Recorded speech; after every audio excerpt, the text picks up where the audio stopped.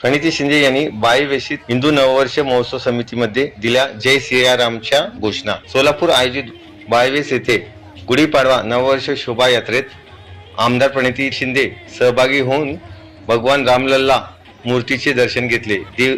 देऊन तसेच सर्वांना हिंदू नववर्षाच्या शुभेच्छा दिल्या. यावेळी हिंदू नववर्ष महोत्सव समिती संस्थापक रंगनाथ बंग, उत्सव समिती अध्यक्ष पेंटप्पा गड्डम, चेतन नरोटे, महेश कोटे, अजय दासरी, विनोद भोसले, प्रताप चव्हाण, महेश धाराशिवकर, देवाभाऊ गायकवाड, तिरुपती परकीपंडला, प्रवीण वाले, उदय चाकोते, राहुल वर्धा, विवेक कन्ना, रुपेश गायकवाड, सूरज पाटील, संजय गायकवाड, नागेश मॅकल, दीनानाथ शेळके, सुनील सारंगी, सागर उबाळे, राजेंद्र शिरकुल, माया कांबळे, शुभम एकलदेवी, शिवशंकर अंजनाळकर, सुभाष वाघमारे, प्रवीण जाधव, शाहू सलगर, श्रीकांत दासरी, अभिषेक गायकवाड, दम्मा जगताप, राज जगताप यांच्यासह संयोजन समिती पदाधिकारी, सोलापूर शहरातील नागरिक मोठ्या संख्येने सहभागी झाले होते. आज यहाँ पे प्रभु रामचंद्र जी के मूर्ति का अनावरण हुआ है आदरणीय बंग जी के